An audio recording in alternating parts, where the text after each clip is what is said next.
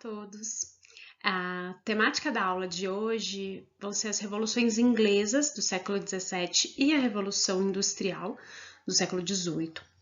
Então, para contextualizar um pouco melhor a temática da aula de hoje, dentro desse contexto, século XVII e XVIII, a gente tem o processo de colonização das Américas. Então, enquanto o Brasil está passando pelo processo de colonização por Portugal, então a gente tem se estruturando aí as sociedades açucareira, a sociedade mineradora. Então, enquanto a América está vivendo essa experiência colonial, em outras partes do mundo outras coisas estão acontecendo, né?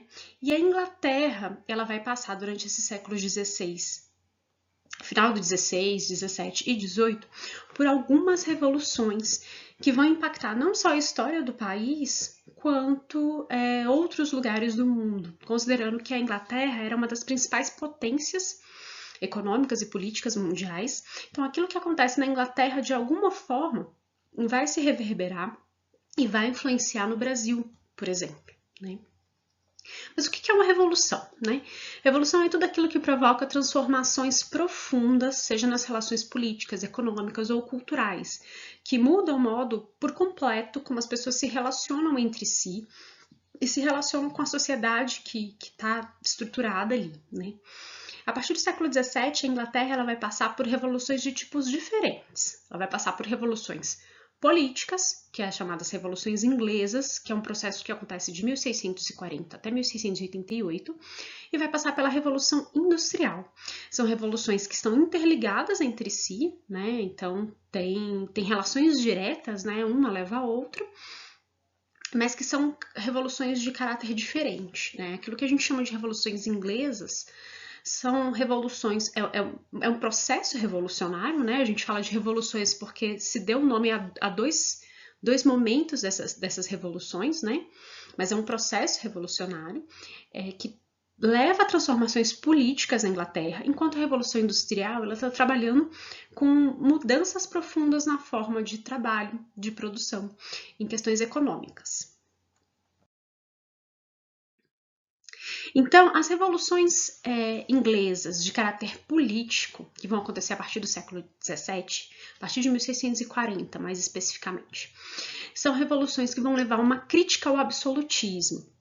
Então, lembrando que nesses países, grandes potências europeias desse contexto, a gente tem poder centralizado na mão de grandes monarcas, e esse que é o chamado absolutismo, e esses monarcas eles determinam regras políticas, econômicas, fazem um controle excessivo sobre a vida econômica, estipulando regras, estipulando determinadas formas de conduta dos profissionais. Então, há um certo controle dos reis, das monarquias sobre as atividades econômicas, há um controle religioso, né? Dentre as monarquias europeias, a Inglaterra ela se constituiu desde muito cedo como uma monarquia parlamentar. Então, o que significa isso? Que junto ao rei governava também um parlamento que era composto, em geral, por pessoas da nobreza, do clero e parte da burguesia. E esse parlamento, durante muito tempo, ele controlou certas ações absolutistas ou arbitrárias da monarquia. O que vai mudar a partir do século XVII é a tomada de controle pelo rei, que vai tentar colocar uma série de limitações, vai tentar retomar essa centralização do poder que tinha sido retirado pelo parlamento em momentos anteriores, né? Então, as revoluções inglesas, elas são justamente um movimento do parlamento tentando barrar esses avanços absolutistas ali na Inglaterra, tá? As chamadas revoluções inglesas, elas são consideradas, o primeiro processo revolucionário burguês, né, do século XVI e XVII. Por que a gente fala de revolução burguesa, né? Então, a gente vai ver que ao longo, né, da Idade Moderna, que é o período que a gente está estudando, a gente tem uma concentração de poder político e econômico nas mãos da aristocracia, da nobreza, né? Então, junto ao rei, que controla, que centraliza o poder em países como Portugal, Espanha, Inglaterra, etc., a gente vai ter uma camada privilegiada formada pela nobreza e pelos membros da igreja. E aí variava muito dependendo do país, se era a igreja católica ou a igreja protestante. No caso da Inglaterra, a gente tem uma religião fundada pelo próprio rei, né, que é a religião anglicana, Então, esses membros são os mais favorecidos. O que essas revoluções do século XVI, XVII, né, principalmente, estão trazendo? Estão trazendo à tona interesses da burguesia. É um novo grupo social que não aparecia dentre os privilegiados dessa sociedade e começa a se levantar questionamentos e a ganhar poder político e econômico. E essas revoluções, elas são responsáveis por destravar alguns elementos e permitir o desenvolvimento do que a gente chama de capitalismo, né? Rompendo com o controle da monarquia. São revoluções que estão fazendo uma defesa ao liberalismo. O que significa isso? Uma liberdade de comércio, uma defesa do livre comércio, da livre produção, ao contrário daquilo que a gente chama de mercantilismo, que é uma forma política que domina durante a Idade Moderna e que está baseada no controle do rei sobre todas as atividades econômicas, sobre a imposição de impostos, a criação de taxas, o preço dos produtos. Então, essas revoluções, elas estão tentando romper com esses elementos da economia da Idade Moderna, né? E as revoluções políticas inglesas, elas vão ser a base da Revolução Industrial. Então, como eu falei, uma revolução está diretamente ligada à outra. Então, para a gente entender, então, do contexto político e econômico da Inglaterra, no século XVII, a Inglaterra, então, governada pela dinastia Stuart, vai passar por um processo de centralização política. O Jaime I, por exemplo, ele vai retomar a ideia de direito divino dos monarcas, ou seja, a ideia de que o poder do rei veio de Deus, e vai retomar a ideia de que o poder tem que estar centralizado nas mãos do rei, porque, afinal de contas, foi Deus que deu esse poder a ele. A partir dessa declaração, o Jaime I vai, e assim como os outros que se seguem a ele, vai concentrar o poder nas suas mãos, trazendo, por exemplo, uma tributação excessiva para tentar pagar gastos de guerra que ele estava interessado em entrar. Ele vai impor a religião anglicana para as pessoas, o que gera insatisfação, por exemplo, de membros da burguesia que eram de outra religião, que eram puritanos em sua maioria, que é um tipo de religião muito específica, né, do protestantismo. Então, você tem uma série de medidas que a dinastia Stuart vai tomar e que acaba centralizando o poder na mão do rei, um poder político, econômico e religioso. Diante dessas medidas, a gente tem uma oposição do parlamento inglês. Esse parlamento era como se fosse uma Câmara dos Deputados, né? Ele era formado por diversos grupos sociais, então ele era formado pela nobreza, pela pequena nobreza rural, que é o que a gente chama de gentry, que são nobres que têm propriedades rurais e acabam enriquecendo com a comercialização daquilo que é produzido ali, ou enriquecendo, inclusive, com a venda de terra. A gente tem pequenos e médios proprietários rurais, que é o yeoman, que vão ser pessoas que não vão ter tanta riqueza ou não vão ter um nome associado à nobreza, né, esse título de nobreza, mas que estão enriquecendo com as produções na terra, e uma burguesia urbana e rural. Então, o que a gente entende por burguesia? Burguesia são pessoas que estão diretamente ligadas ao comércio e enriquecem a partir dessa vida mercantil. Tá? Então, a gente pode ter uma burguesia rural, por exemplo, pessoas que vivem da venda de lã, de ovelhas. Ou uma burguesia urbana, que são aqueles donos de indústrias que estão produzindo ali e vão começar a produzir em grande escala a partir do século XVII e XVIII. Dentro do parlamento, então, a gente tem esses grupos sociais que estão começando a se desenvolver nesse século XVII, estão começando a enriquecer, né? A Inglaterra, ela se caracteriza por uma das maiores potências marítimas desse período. Então, a Inglaterra, ela comercializa produtos industrializados ou produtos manufaturados para o mundo inteiro já nesse período, principalmente para a América. Então, essas camadas da sociedade começam a enriquecer dentro do contexto do século XVII e a se incomodar com a forma como o governo estava lidando com essa situação, principalmente com a tributação excessiva, com uma série de impostos que eram cobrados a essa população, e sem contar a população de baixíssima renda, e que vão colocar também restrições na forma como a religião das pessoas iria ser desenvolvida ou iria ser escolhida, e na forma como o rei também estava se posicionando diante das atividades econômicas, né, as atividades comerciais. Então, Nesse contexto do século XVII, na Inglaterra, a gente tem uma dinastia tentando centralizar e concentrar o poder em si, gerando uma oposição do parlamento, que são membros que estão participando da política, que são membros de classes sociais distintas, que não querem mais essa centralização, que querem outras formas de atuação política e econômica aí. A gente vai chamar de revoluções inglesas, que vão de 1640 a 1688, um processo revolucionário que é extremamente extenso e que a gente caracteriza por dois momentos. Eu só vou passar por eles, pincelar eles para vocês entenderem o que é, tá?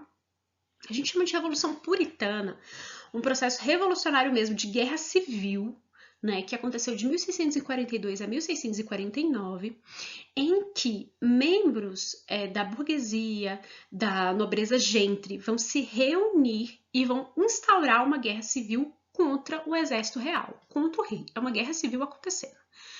Então, é uma guerra civil entre o que a gente chama de cabeças redondas, que é o exército, que é formado por essas pessoas do parlamento, né, que são favoráveis ao parlamento, são chamados de cabeça redonda porque tem cabelo cortado bem curtinho. Eles estão organizados no que eles vão chamar de New Model Army, a primeira vez que um exército vai ser estruturado com base na eficiência, com base no mérito. Tá? Ao contrário do exército real, que é formado pelos cavaleiros, em que a ascensão ao exército se dava por um título de nobreza. Então, aí você tem não só uma oposição entre dois grupos políticos, mas também uma forma de duas oposições de ideias, de forma de se entender o exército. Né? Se por um lado o rei tem um exército formado por homens com título de nobreza, então baseado apenas na família, na hereditariedade, no título, a gente tem um parlamento se organizando militarmente em pessoas que por mérito alcançam postos dentro daquele exército, né? Então, por interesse, entram naquele exército e vão subindo na alçada do exército, né? Nos cargos do exército, pelo seu mérito, pela sua participação. Então, a gente vai ter uma guerra civil ali entre esses dois grupos, que vai gerar a derrubada momentânea do rei e a instauração de uma república. Essa república, ela vai ter como líder o Cromwell, que é um dos grandes líderes da Revolução Puritana, né? Líder de exército, e essa república ela se caracteriza pelo autoritarismo. Um exemplo de autoritarismo dessa república foram chamados atos de navegação, né? Então, tanto autoritário quanto protecionista. Os atos de navegação, eles impediam que produtos que viessem do mundo chegassem à Inglaterra por navios que não fossem ingleses. Ao mesmo tempo, proibia com que a exportação de produtos ingleses fossem feitos por outros navios. Então, vamos supor que a Holanda comprou uma determinada quantidade de tecidos da Inglaterra. A partir dos atos de navegação, a Holanda não podia mandar um navio para a Inglaterra para buscar esses tecidos. A própria Inglaterra mandava os seus navios ou autorizava determinados navios a fazerem um transporte. Isso fazia com que o comércio marítimo acabasse sendo centralizado em navios ingleses, né, concentrando essa riqueza ali. E isso acabava gerando uma série de desconfortos nesses comércios internacionais, né, já que tinha essas restrições, né. Então, diante desse autoritarismo, desse protecionismo, a República de Cromwell não vai ser tão bem sucedida, né? Ela não vai ficar muito tempo. Quando o Cromwell morre e o filho dele assume o poder, o filho dele não consegue manter essa república, né? Que estava tentando romper com os princípios monárquicos. E aí a gente vai ter um novo processo revolucionário, que é o processo da Revolução Gloriosa, que é um processo pacífico, muito entre aspas, no sentido de que não teve uma guerra civil liderada pelo parlamento, mas ele acontece no momento em que o parlamento decide, esses membros, né, não parlamento, os grupos que formavam o parlamento, decidem que, ao invés de ter uma república, como Cromwell tentou instaurar e que eles viram que não dava muito certo, que era interessante voltar ao sistema monárquico, restaurar a monarquia, mas que essa monarquia ela estivesse controlada pelo parlamento. Então, eles atribuem o poder ao Guilherme de Orange, que passa a ser o monarca, então a gente volta a ter uma monarquia na Inglaterra, mas essa monarquia, ela de certa forma, ela está limitada pelos poderes do parlamento, ou seja, aqueles grupos, pequena nobreza, burguesia, que estavam ali lutando pelo poder e tentando controlar o poder do rei, conseguem isso. Conseguem instaurar e consolidar uma monarquia parlamentar. E a partir disso, então, ao final desse processo, o que a gente tem como consequência é uma consolidação do poder político e econômico da burguesia, que, enquanto membro do parlamento, consegue ali impor suas vontades e necessidades para o rei. E é a partir desse novo cenário político e econômico de ascensão da burguesia e limitação dos poderes reais é que a gente vai ter as condições necessárias para que a Inglaterra se torne o primeiro país a promover a sua Revolução Industrial. E o que é uma Revolução Industrial? É um conjunto de transformações sociais e econômicas ocorridas nos séculos XVIII e XIX, marcadas pela inovação tecnológica e por significativas mudanças no processo de produção e circulação de mercadorias. Esse processo, então, de transformação nas formas de se produzir, de se comercializar, nas formas de trabalho, ela marca um processo de transição entre o mundo camponês e mercantil e aristocrata para o mundo burguês e capitalista. Então, tentando deixar um pouco mais claro. Antes da Revolução, o que a gente tinha na Inglaterra? A produção, os produtos em geral, eram produzidos de maneira artesanal. Esse trabalho era feito em casa pelos membros da própria família. Então, se fosse ter, vou dar o exemplo sempre da produção de tecido, né? A Inglaterra, desde muito tempo, é conhecida mundialmente aí pela produção de manufatura de tecido. Se a gente for pegar, por exemplo, antes dessa Revolução Industrial, como acontecia essa produção? Ela acontecia em casa. Quem trabalhava eram os membros daquela família, pai, mãe, tio, filhos. O tempo era controlado pelo próprio trabalhador e pelas próprias condições, né? Então não havia um tempo estipulado por outra pessoa pelaquela produção. Eles acordavam naquele período, em determinado momento, faziam as tarefas cotidianas da casa, faziam as questões do campo que precisavam ser feitas, e tinha-se, né, o trabalhador ele tinha o domínio total do processo. Então, aquele, por exemplo, um trabalhador que produzia tecido na família dele, ele ia desde criar a ovelha até tirá-la, fiá-la, produzir o tecido. Todo o processo era feito pela unidade familiar dentro da casa. Quem controlava, então, o tempo de como ia ser feito era o próprio trabalhador. Às vezes demorava um tempo mais para tosquear uma ovelha, ou às vezes demorava mais para fiar o tecido, porque as mulheres tinham que cuidar também dos filhos. Enfim, quem administrava aquele tempo do trabalho era a própria família, né? É claro que dentro desse processo não dava para produzir 1 milhão de coisas, né? As coisas eram produzidas em menor quantidade e não havia uma produção igual em série, né? Então, pensando nesse tipo de produção, era muito difícil que um tecido saísse idêntico ao outro, né? Então, tinha variações dentro desse produto. E predominava-se a vida rural. Então, essas produções elas eram feitas em ambientes rurais, normalmente por um campesinato, né? A gente tem aí, dentro desse contexto antes da Revolução, que está muito associado ao contexto das revoluções políticas, um predomínio de uma aristocracia, de uma nobreza que é dona de terras, enquanto pequenos proprietários tentam sobreviver ali, enquanto determinados camponeses vivem em terras que são da nobreza, que não são deles. Então, a gente tem, apesar dessa produção ser local, ser caseira, a gente tem aí esses trabalhadores, né, têm controle desse processo produtivo, mas eles não estão no topo da cadeia política, tá? Então, eles vendem os seus produtos ali antes da Revolução Industrial. A gente tem uma série de imposições, então, taxas, preço dos produtos, tudo isso determinado pela monarquia, já que a gente tinha um governo centralizado, né? E a partir do momento que a gente tem as revoluções políticas, a gente tem uma mudança dentro desse processo de revolução, né? A própria revolução política, ela fortalece o grupo de comerciantes, né? Ele fortalece uma nova camada que vai investir em uma outra forma de se produzir, que é a produção industrial propriamente dita. E qual que é a diferença disso? Se antes a produção de manufatura era feita em casa, com a revolução industrial ela passa a ser feita no local da fábrica, ou seja, as pessoas moram num lugar e trabalham em outro, teoricamente. O tempo passa a ser um tempo do relógio, ou seja, você tem cartão de ponto para marcar, tem que entrar às 6 horas e sair às 9 da noite, então tem o horário certo para a produção, o horário do almoço tem que ser de meio-dia e 15, então assim, esse é um exemplo, é claro, né? Mas dentro da fábrica, a gente tem horários estipulados pelo relógio, né? E quem decide esses horários normalmente é o dono da fábrica. A gente não tem a flexibilidade mais do tempo do trabalhador, que pode pensar que horas quer fazer aquela situação, aquele trabalho, né? Enfim. Com a Revolução Industrial, você tem grandes quantidades sendo produzidas, então você consegue produzir em maior escala e padronizadas. E isso é possível porque o trabalhador que vai para a fábrica, ele não domina mais todo o processo. Não é o mesmo trabalhador que vai tosar a ovelha, que vai fiar, que vai estruturar o tecido, que vai tingir o tecido. O que a gente tem? Trabalhadores especializados. Cada um vai fazer uma parte, cada um só domina aquela parte.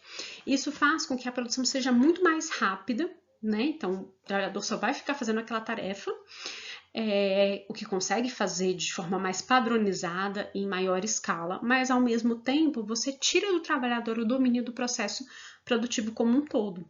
Ele passa a ser algo substituível dentro daquele processo, já que ele domina apenas uma parte dele, né? E a partir da Revolução Industrial, a produção deixa de ter um predomínio rural e passa a ter um predomínio da vida urbana. E a Revolução Industrial, assim como as revoluções políticas na Inglaterra, elas fazem parte de um processo, né? Então não acontecem de um dia para o outro. E esse processo é dividido em várias fases, né? A primeira fase da Revolução Industrial ocorre nos finais do século XVIII até a década de 1830, já no século XIX, em que você tem esse processo de renovação do sistema de produção, que deixa de ser a manufatura em casa, com controle do trabalhador sobre o seu processo produtivo, ser familiar, e passa a ser um processo mais ligado à fábrica mesmo, à vida da fábrica. É nesse período que inicia-se a produção a partir da energia a vapor. A partir do século XIX, a gente tem uma segunda guinada nesse processo de revolução industrial. A gente tem avanço da metalurgia e desenvolvimento de outros meios de transporte, como as ferrovias e os navios, que vão facilitar o transporte de cargas e a comercialização desses produtos industrializados, assim como a vinda de matéria-prima, né? A gente tem, então, uma substituição da manufatura pela indústria, e essa produção de matéria-prima continua a ser feita no meio rural e ser encaminhada para a Inglaterra ou de suas áreas rurais para áreas urbanas, ou até mesmo vindo das colônias da América e indo para a Inglaterra. É nesse processo do final do século XIX que a gente tem o surgimento da energia elétrica, que vai dar assim, um super boom na produção industrial e fazer com que ela seja as máquinas comecem a ser mais com um desenvolvimento tecnológico maior, intensificando não só a qualidade, como a quantidade da produção. É a partir do século XIX que a gente tem dois modelos de produção que vão surgir aí, o Fordismo, que é a ideia de uma produção de mercadorias em massa, ou seja, a ideia de se produzir mercadorias idênticas em massa, em grande quantidade, e o Taylorismo, que vai pensar na simplificação do processo de produção, de forma com que essas mercadorias elas sejam produzidas cada vez mais rapidamente aí no mercado. Esses dois sistemas produtivos, eles estão diretamente relacionados a esses avanços na tecnologia e a esse movimento da segunda revolução industrial. Mas por que a Inglaterra ela foi o primeiro país a passar por esse processo revolucionário? Pensando que a Inglaterra passa pela Revolução Industrial e logo em seguida vários outros países vão passando também, tá? Ela é pioneira nisso.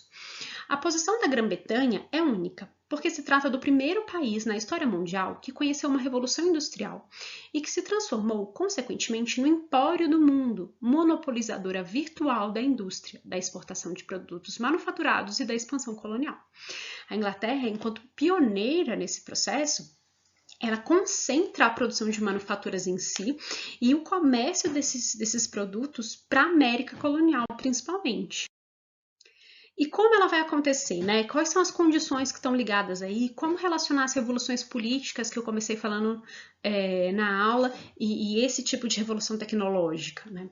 Com as revoluções inglesas do século XVII, essas revoluções políticas, a gente tem uma diminuição do poder da monarquia e uma burguesia que entra no poder. Ou seja, a partir do parlamento, as pessoas ligadas ao comércio, né, a enriquecimento com esse tipo de atividade, seja um comércio de manufaturas, ou comércio de lã, ou o próprio comércio de terras, Esses grupos, eles começam não só a enriquecer como estavam enriquecendo no século XVII, mas eles começam a ter voz política.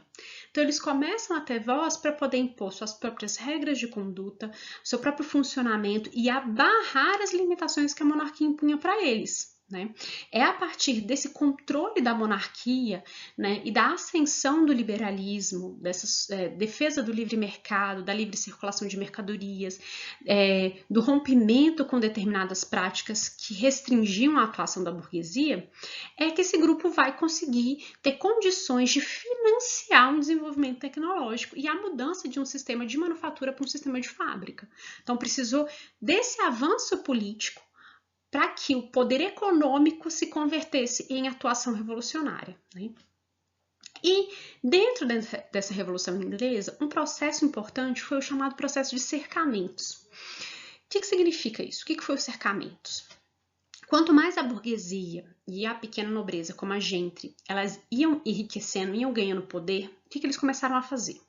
Não só comprar terras, como expulsar das terras os pequenos camponeses. Então, antes, o que era comum era uma estrutura bem próxima à Idade Média, em que o nobre tinha um grande pedaço de terra, mas uma parte dessa terra, uma parte considerável, era chamada de terra comunal, em que não só a nobreza podia trabalhar, como também os camponeses trabalhavam ali.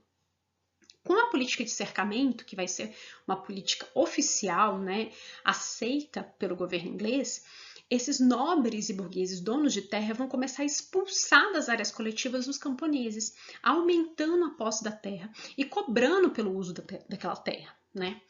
Com isso, o que a gente tem? A gente tem pessoas aumentando a quantidade de terras que tem e concentrando a riqueza das mãos em si, né? E a partir disso, aumentando a produção de determinados elementos de matéria-prima, como lã. A gente vai ter um êxodo rural. Então, essas pessoas que viviam no campo, produziam ali seus bens ali, viviam no campo. Eles são expulsos da terra, eles vão para onde? Eles vão para a cidade. Só que eles chegam na cidade, mendigos, sem emprego, sem nenhuma qualificação. Tradução? Eles viram mão de obra barata para as indústrias que estão surgindo. Então, é a partir dessa expulsão de camponeses é que você tem o surgimento de uma mão de obra que vai alimentar esse processo industrial, essa produção industrial. Né? Nas cidades, a gente tem um grande aumento demográfico.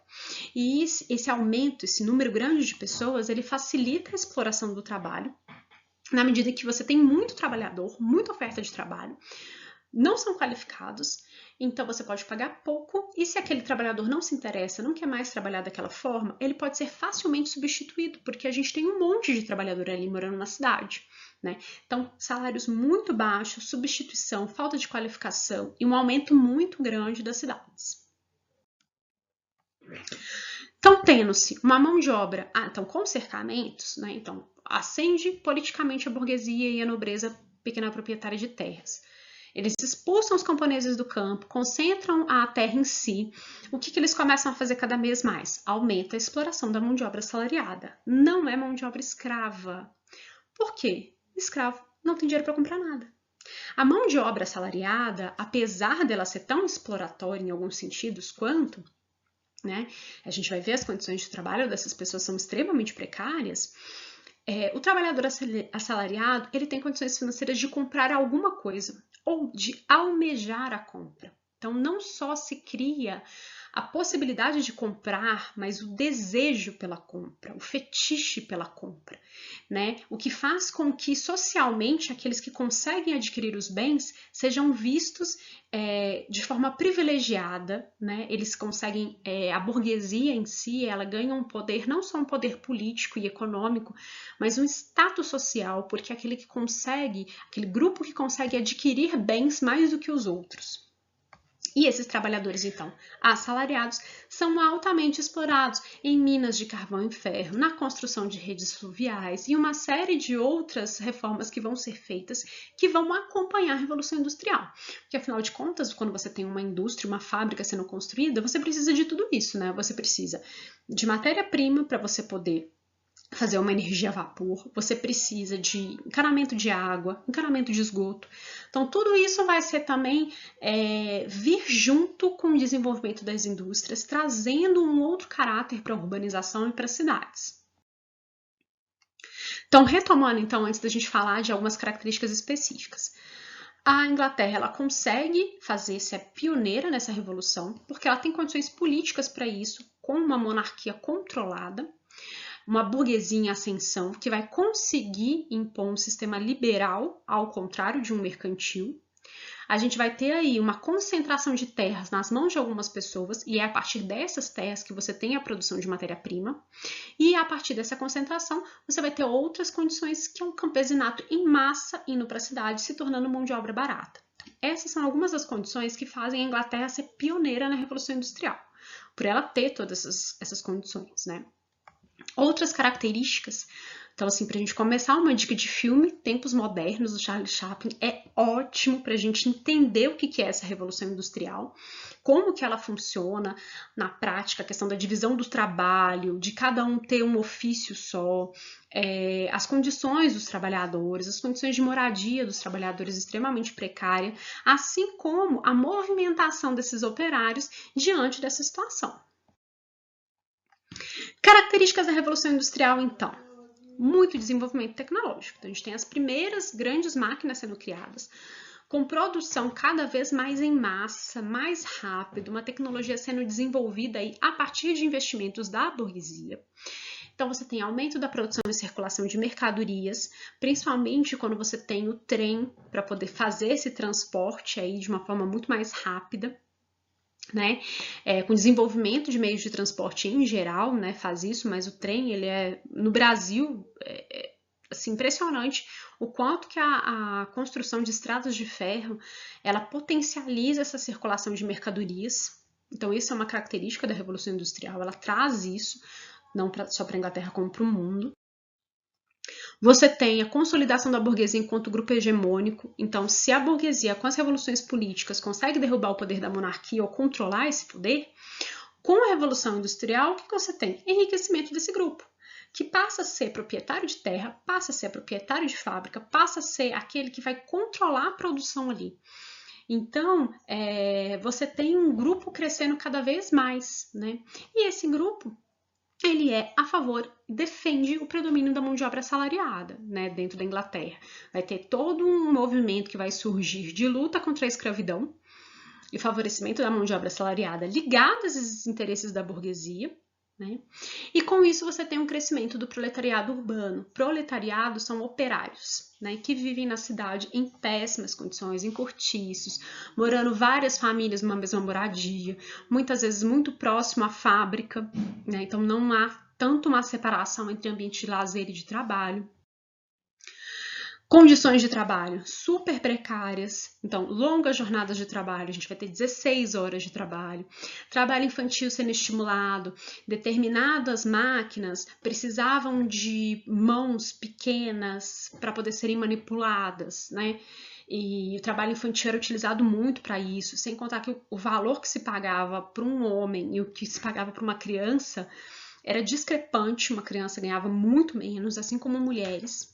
A gente tem trabalhos noturnos, então não tinha esses limites. Então você tem um contexto de total ausência de direitos trabalhistas, né? Acidentes de trabalho acontecendo o tempo inteiro e não há uma garantia trabalhista com relação a isso. Então, diferente de hoje, que se você passa um acidente de trabalho, você consegue uma licença, você pode conseguir uma remuneração porque você sofreu um acidente no trabalho. No contexto da primeira Revolução Industrial, não. Então, se você perde um dedo cortando alguma coisa no seu trabalho, você é simplesmente substituído por outro trabalhador dentro desse contexto. Não há nada que te assegure condições de trabalho ideal, enfim. E as condições de moradia tão ruins quanto as condições da fábrica. A fábrica, em geral, não tinha iluminação suficiente, não tinha ventilação. Então, as doenças, quando a gente tinha grandes epidemias, elas se propagavam rapidamente dentro das fábricas, muita gente morria. E essa situação era péssima também nas condições de moradia dentro das cidades. É claro que a gente tem que se lembrar que na história, todo movimento de opressão, todo movimento de crescimento de poder político de determinados grupos é acompanhado de resistência. Assim como a escravidão no Brasil foi acompanhada de resistência muita, né, com a criação de quilombos, com uma série de revoltas, com outros tipos de resistência cotidiana, na Inglaterra a gente também tem, né, os trabalhadores resistindo a essas condições péssimas de vida. A gente tem dois movimentos que marcam muito, que é o movimento ludista, que foi liderado pelo Ned Ludd, que ele vai incentivar a destruição de máquinas e a queima de fábricas como uma forma de protesto contra as condições que eles eram estabelecidas, que eram, né, impostas a eles, né? Então, eles vão lutar por melhorias nessas condições, mesmo que sejam ambientais, já que era tudo muito insalubre, muito difícil de trabalhar, né? Outro movimento é o movimento cartista, que já vai acontecer anos depois, em 1830, que não só exige que tenham mudanças imediatas nas condições de trabalho, mas que hajam leis que respaldem isso, né? Então é um movimento que é chamado cartista porque eles defendem uma carta do trabalho que tenha leis trabalhistas que possam garantir melhorias nas condições de vida, nas condições de existência, da diminuição de horas de trabalho, né? Eles também, o movimento cartista é um movimento político que vai defender o sufrágio universal. E isso é muito importante porque a gente teve as revoluções políticas lá no século XVII.